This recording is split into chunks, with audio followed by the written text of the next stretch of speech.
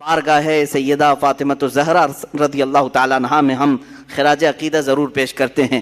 رسول پاک صلی اللہ تعالیٰ علیہ وسلم کی 4 بیٹیاں ہیں، یہاں پر یہ ذکر کرنا مجھے ضروری ہے۔ حضور پاک صلی اللہ علیہ وسلم کی 4 بیٹیاں ہیں اور 3 بیٹے ہیں۔ یہ تمام مسلمانوں کو ازبر کرا دو کہ حضور کی اولاد کتنی ہے، 7 ہیں، 3 بیٹے اور 4 بیٹیاں۔ بیٹوں کی وفات بچپن میں ہی ہو گئی، کوئی 6 مہینے سے زیادہ نہیں رہے اس دنیا میں، اور بیٹیاں سب بڑی ہوئیں۔ سب سے بڑی صاحبزادی آپ کی سیدہ زینب رضی اللہ تعالیٰ عنہ، ان کے بعد حضرت رقیہ رضی اللہ تعالیٰ عنہ، ان کے بعد حضرت ام کلثوم رضی اللہ تعالیٰ عنہ، چوتھے نمبر پر سب سے آخری بیٹی حضور کی وہ سیدہ فاطمۃ الزہرا رضی اللہ تعالیٰ عنہ۔ 4 بیٹیاں ہیں اور 4 بیٹیوں کا تذکرہ ضروری ہے اہل سنت و جماعت کے موقف کے مطابق، اس لیے کہ اب بہت سارے لوگ حضور کی بیٹیوں کا بھی انکار کرنے لگ گئے ہیں۔ ہاں، باضابطہ ممبروں سے یہ اعلان کیا جا رہا ہے کہ حضور کی اور کوئی بیٹی ہی نہیں تھی، صرف حضرت فاطمہ تھی۔ کیوں؟ میں آپ کو بتاؤں، دوسری بیٹیوں کو اگر مان لیا نا انہوں نے کہ رقیہ بھی تھی، کلثوم بھی تھی، تو پھر حضرت عثمان غنی کو بھی ماننا پڑے گا، کیونکہ حضور صلی اللہ علیہ وسلم کے وہ بھی داماد ہیں، اور ان کو حضرت عثمان غنی ایک آنکھ نہیں بھاتے ہیں۔ یہ حضرت عثمان کا بغض ہے، ان کے اندر عداوت ہے، جس کی وجہ سے حضور کی بیٹیوں کا انکار کر دیا۔ حضور پاک صلی اللہ تعالیٰ علیہ وسلم کی بڑی صاحبزادی، میرے عزیزو، یہ تمام مکاتب فکر کی کتابوں میں بھی موجود ہے، حضور کی 4 بیٹیاں ہیں۔ ہاں، کوئی ایرا غیرہ ابھی نکل کر کے اگر انکار کرے تو اس کے منہ پر اسی کی کتابیں میں مار سکتا ہوں، اس کی اکابرین کی کتابوں کے حوالے بھی میں دے سکتا ہوں۔ بہرحال ہمارے ہاں کوئی اختلاف نہیں رہا۔ ہاں، ان بیٹیوں کے تذکرے زیادہ اس لیے نہیں ہوئے کہ وہ مدینہ طیبہ ہجرت کے بعد جلد ہی وفات پا گئیں، اور سیدہ زینب رضی اللہ تعالیٰ عنہا سے بھی اولاد ہوئی، جیسے کہ حدیث میں بخاری میں بھی ہے، حضور صلی اللہ تعالیٰ علیہ وسلم ان کی بیٹی کو بھی اپنی گود میں لیتے تھے، وہ بھی نواسی تھی، امامہ نام تھا حضرت زینب کی بیٹی۔ ان کا نکاح حضرت ابو العاص سے کیا گیا جو بعد میں اسلام لائے، اور حضرت رقیہ اور حضرت ام کلثوم مشہور ہیں، یہ حضرت عثمان غنی کے نکاح میں آئی۔ کنفیوز نہ ہونا کہ 2 بہنیں ایک ساتھ نہیں آئیں، بلکہ پہلے حضور صلی اللہ علیہ وسلم نے حضرت رقیہ کا نکاح حضرت عثمان سے کیا، اور وہ نکاح کے بعد بیمار ہوئیں، کافی دن تک بیمار رہیں، اور جنگ بدر میں جب میرے آقا تشریف لے گئے اس وقت حضرت عثمان غنی کو حضرت رقیہ کی عیادت کے لیے چھوڑ گئے۔ حضور کے مدینہ واپس آنے سے پہلے ہی حضرت رقیہ کا انتقال ہو گیا مدینہ، ان کی تدفین بھی ہو گئی۔ جنگ بدر کے موقع پر حضور اکرم صلی اللہ علیہ وسلم بدر میں تھے اور حضرت رقیہ کا انتقال ہو چکا تھا۔ واپس آنے کے بعد حضرت عثمان غنی بہت مغموم رہتے، تب میرے آقا صلی اللہ علیہ وسلم نے اپنی دوسری صاحبزادی حضرت ام کلثوم کا نکاح ان کے ساتھ کیا۔ حضرت ام کلثوم یہ بھی حضرت عثمان غنی کے ساتھ رہیں، اور تقریباً 6-7 سال کے بعد ان کی بھی وفات ہوئی۔ حضرت ام کلثوم رضی اللہ تعالیٰ عنہا کا بھی انتقال مدینہ طیبہ میں ہوا۔ اب حقیر میں جو صاحبزادی بچیں وہ سیدہ کائنات فاطمۃ الزہرا رضی اللہ تعالیٰ عنہ۔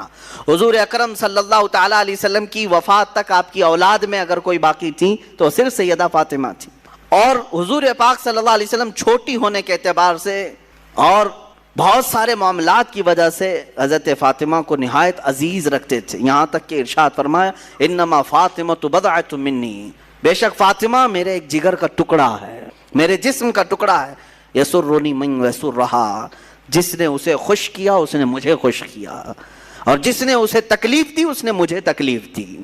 سیدہ فاطمۃ الزہرا کو جس نے تکلیف دی اس نے رسول اللہ کو تکلیف دی۔ یہاں سے آپ اندازہ کریں اس سیدہ کائنات کے بیٹوں کو جنہوں نے دردناک انداز میں شہید کیا، کیا اس ماں کو تکلیف نہیں پہنچی ہوگی؟ سیدنا امام حسین کو اور حضرت امام حسن کو جنہوں نے شہید کیا ہے، وہ ایسے لوگ ہیں جن پر اللہ اس کے رسول کی ہمیشہ کے لیے لعنت ہے اور دردناک عذاب ہے، کیونکہ انہوں نے حضرت فاطمہ کو ایذا دی اور ان کے والد رسول اللہ کو ایذا دی۔ حضرت فاطمۃ الزہرا رضی اللہ تعالیٰ عنہا مکہ مکرمہ میں اس وقت بھی حضور پاک صلی اللہ علیہ وسلم کے ساتھ تھیں جب مکہ والے آپ کو ستاتے پریشان کرتے۔ آپ کی عمر چھوٹی ضرور تھی، لیکن جب حرم کعبہ میں حضور پاک نماز کے لیے جاتے، کفار مکہ اونٹ کی گندی اوجھڑی لا کر ڈال دیا کرتے ہیں۔ اس وقت روایات یہ ہیں کہ حضرت فاطمہ دوڑ کر کے آتی اور ان تمام آلائشوں کو نکال کر کے دور کر دیتی اور اپنے والد گرامی سے لپٹ جایا کرتی. حضور پاک صلی اللہ تعالیٰ علیہ وسلم کے شانہ بشانہ کھڑے ہونے والی ہر معاملے میں اور ہر چیز میں حضور اکرم صلی اللہ تعالیٰ علیہ وسلم کا ساتھ دینے والی حضرت فاطمہ ہیں. پوری زندگی بھر انہوں نے اپنی کوئی خواہش نہیں ظاہر کی کہ مجھے ایسا چاہیے مجھے ویسا چاہیے. لاڈلی بیٹیاں کیا نہیں مانگتی اپنے باپ سے, لیکن میرے آقا صلی اللہ تعالیٰ علیہ وسلم سید الانبیاء ہیں, کائنات کے آقا و مولا ہیں, اپنی بیٹی سے نہایت محبت کرنے والے. اگر وہ بیٹی مانگ لے تو کیا رسول نہیں لا کر دے سکتے؟ لیکن سیدہ کائنات نے زندگی بھر کوئی ایسا سوال نہیں کیا. میرے آقا صلی اللہ تعالیٰ علیہ وسلم نے جو دیا اس کو لے لیا.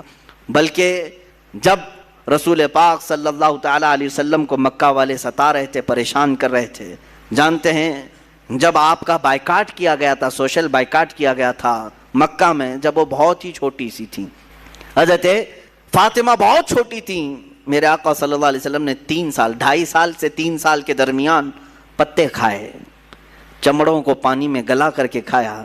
اس وقت بھی حضرت فاطمہ تو زہرا نہایت ہی صابرہ تھی.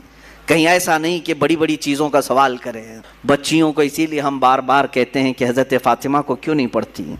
تمہاری بیجا خواہشیں کبھی تمہارے شوہروں کو گمراہ کرتی ہیں, کبھی تمہارے باپ کو حرام کمائی پر لے جاتی ہیں. تمہاری ناجائز خواہشیں, آج کی بچیوں کی بات میں کر رہا ہوں, تمہارے بھائیوں کو لوٹ مار کرنے پر مجبور کرتی ہیں, یا تو پھر تمہارے شوہروں کو غلط راستے پر جانے پہ مجبور کر دیتی ہیں.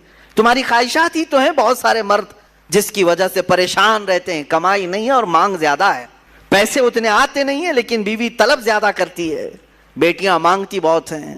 مجھے حیرت ہوتی ہے, افسوس ہے ان بچیوں کے لیے جو 18-20 سال اپنے ماں باپ کے ہاں پلتی ہیں, کھاتی ہیں, پیتی ہیں, اور پھر کسی اوباش کے ساتھ بھاگ کر کے چلی جاتی ہیں اور یہ کہتی ہیں میرے باپ نے تھوڑی نہ مجھے کچھ دیا ہے, یہ لونڈا ابھی جو آیا ہے اس نے مجھے 5,000 کا جوڑا دے دیا, 10,000 کا جوڑا دے دیا, فلاں دے دیا, معاذ اللہ. عزیزان گرامی, والدین کی نفرت یہ جو جوانی میں آ کر کے آتی ہے اس کی ایک وجہ میں بتاؤں. بچیوں کی تربیت صرف کھلونے لا کر, مٹھائیاں لا کر, اچھے خوبصورت کپڑے لا کر کے نہ کرو. اگر تم چاہتے ہو کہ تمہاری بیٹیاں صحیح سلامت رہیں تو بچپن سے ہی ان کے سینوں میں اللہ اس کے رسول کی محبت ڈالو. اگر تم نے ان کو اللہ اور اس کے رسول کے قریب کیا, اسلاف کی روایتیں پڑھائی, جوانی میں اللہ خود تمہاری محبت ان کے سینوں میں ڈالے گا. وہ ماں باپ کی قدر کرنے والی بنیں گی, اپنے والدین کا احترام کرنے والیاں بنیں گی. لیکن آج روتے ہوئے بہت سارے ماں باپ کو میں نے دیکھا ہے, کہتے ہیں حضرت ہم نے کیا نہیں کیا ان کے ساتھ, سب لا کر کے دے دیا ہے, اچھی اسکول میں پڑھایا, اچھی چیزیں لا کر دی, جو مانگتی تھی سب لا کر کے دیا, اور سب سے بڑی خواہش اس کو اچھا موبائل بھی لا کے دیا, بائک بھی دلایا, سب کیا, اس کے باوجود ہمیں ٹھکرا کر کے جا رہی ہے. میرے عزیز, تم نے سب دے دیا, یہ دنیا دیا اسے, لیکن بچپن سے کاش اسے اللہ اس کے رسول کی محبت دیا ہوتا. تو آج کے وقت دیکھو, دلوں میں محبت ڈالنا تمہارا کام نہیں ہے, دلوں میں محبت پیدا کرنا یہ اللہ رب العزت کی طرف سے ہوتا ہے. اگر تم اس کی محبت ڈالو گے تو تمہاری محبت اللہ اس کے سینے میں ڈالے گا, تمہاری اولاد کے سینے میں رکھے گا. میں بات کہتا ہوں سیدہ کائنات فاطمہ الزہرا رضی اللہ تعالی عنہا کی. جب آپ کے نکاح کا وقت آیا, حضرت علی کرم اللہ وجہہ الکریم کی طرف سے جب پیغام آیا, حضور اکرم صلی اللہ علیہ وسلم نے فوراً قبول کیا اور دونوں کا نکاح کیا. سادگی سے نکاح ہوا. تھوڑا سا جہیز جو حضور پاک صلی اللہ علیہ وسلم نے, ان کے جہیز کا لفظ جو استعمال کیا جاتا ہے, بعض لوگ اس کے جواز کے لیے اپنے سارے ساز و سامان اکٹھا کرنے کے لیے اس جہیز کا لفظ استعمال کرتے. بات در حقیقت یہ تھی کہ حضرت علی حضور کے ساتھ ہی رہتے تھے مدینے میں. جب ہجرت کر کے آئے تھے تو مدینے میں حضور کے ساتھ رہتے تھے. جب شادی ہوئی تو گھر الگ کرنا پڑا, تو جب نیا گھر لیا گیا تو حضور نے کچھ سامان دلایا. یہی جہیز ہے بھائی, نیا گھر دلایا جا رہا ہے, آج سے نئی زندگی وہ شروع کر رہے ہیں تو کچھ تو سامان لگے گا. میرے آقا صلی اللہ تعالیٰ علیہ وسلم نے وہ گھر میں برتنے کے جو سامان حضرت فاطمہ کو دلائے, اسی کو جہیز کا نام دے کر کے یہاں کروڑوں وصول کرنے لگ گئے. ہاں, یہاں تو 4 لوگ ایک ہی گھر میں رہتے ہیں پھر بھی جہیز لا رہے ہیں. بڑا بھائی بھی لایا, منجلا بھائی بھی لایا, تیسرا بھی لایا, اب تجوریاں رکھنے کی جگہ بھی نہیں ہے پھر بھی لایا. وہ نیا گھر بنایا گیا تھا حضرت علی کا, تو انہیں حضرت فاطمہ کے ساتھ رہنے کے لیے جو سامان دیا گیا میرے آقا صلی اللہ علیہ وسلم کی طرف سے. اور یہ بھی میں آپ کو بتاؤں کہ یہ جو سامان دیا گیا تھا, روایات میں ملتا ہے کہ حضرت علی نے جو مہر کی رقم دی تھی اسی رقم سے دلایا تھا. میرے آقا صلی اللہ تعالیٰ علیہ وسلم نے حضرت علی رضی اللہ تعالیٰ عنہ نے جو مہر ادا کیا اتنا مہر کوئی نہیں دینا چاہتا. آج مہر نظر نہیں آتا لیکن جہیز نظر آتا ہے. حضرت فاطمہ کا جہیز لوگوں کو معلوم ہے, حضرت علی کا مہر نہیں معلوم. 10,000 سے زیادہ ہو جائے تو جماعت میں جھگڑے چلتے ہیں, مہر اتنا زیادہ کیوں رکھا, اور جوڑا 25,000 کا عورت کی طرف سے ضرور چاہیے. تم 10,000 کا مہر اپنی اس عورت کو نہیں دینا چاہتے جس کے ساتھ پوری زندگی بتانے والے ہو, وہ اپنا پورا جسم تمہارے حوالے کر رہی ہے. 10,000 کا مہر نہیں دینا چاہتے. 786 روپے کو رکھو مولانا, بس اتنا ہی کافی ہے. 786 روپے میں پوری اس کی 50 سال زندگی خرید رہے ہو. پتہ نہیں کتنی زندگی, 50 ہے, 25 ہے, 40 ہے, جو بھی ہے. میرے عزیزو, مہر جو ہے اس کا شرعی حق ہے جو اس کی پوری زندگی کے لیے تم دے رہے ہو. یہ نہیں کہ خالی ایک رات کا یہ معاوضہ ہے یا ایک شادی کے دن کا کوئی نذرانہ ہے, پوری زندگی کا اس کا حق ہے. آپ انصاف تو کر کے دیکھو آپ اس سے اصول کتنا رہے اور اسے دے کیا رہے. ہاں, شادی کے وقت جو تمہارے لیے اس کا باپ خرچہ کرتا ہے وہ پتہ نہیں کتنے لاکھوں میں چلا گیا. بہرحال میں اس عنوان پر نہیں جاتا. سیدہ کائنات فاطمہ الزہرا رضی اللہ تعالیٰ عنہ کی ایک بات مجھے یاد آتی ہے. حضور پاک صلی اللہ تعالیٰ علیہ وسلم ان کے پاس تشریف لائے, کہا فاطمہ تمہارا نکاح علی کے ساتھ کر رہا ہوں, منظور ہے؟ حضرت فاطمہ نے کہا بابا جان آپ جو فرمائیں منظور ہے. حضرت علی مہر کتنا دیں گے؟ حضور پاک صلی اللہ علیہ وسلم نے فرمایا 400 مسقال چاندی دیں گے. 400 مسقال چاندی, وہی زمانے کا حساب کیلکولیشن الگ ہوتا ہے.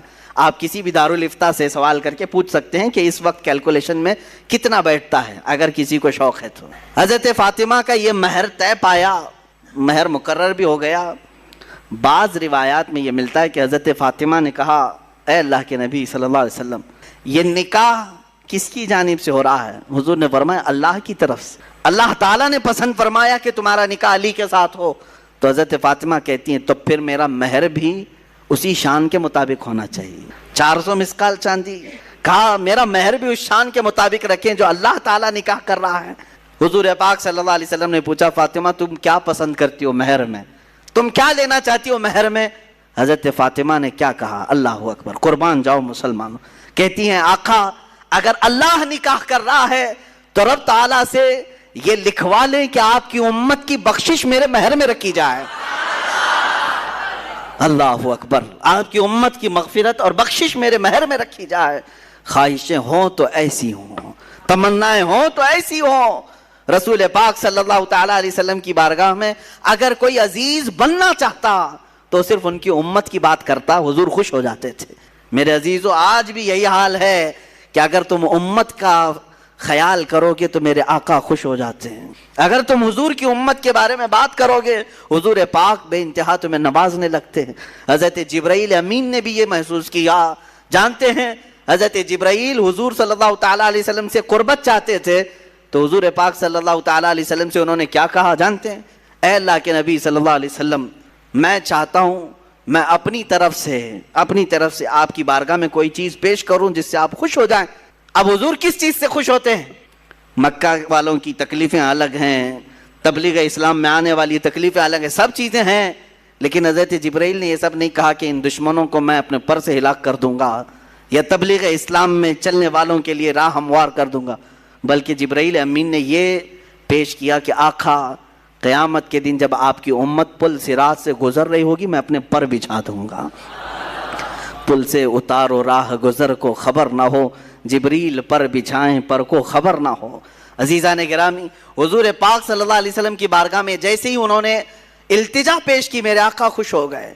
حضور اکرم صلی اللہ تعالیٰ علیہ وسلم کی احادیث سے یہ بھی ملتا ہے جس نے یہ دعا کی اللہم اغفر امت محمد صلی اللہ علیہ وسلم مغفرتا عامہ, اللہم ارحم امت محمد صلی اللہ علیہ وسلم رحمتا عامہ.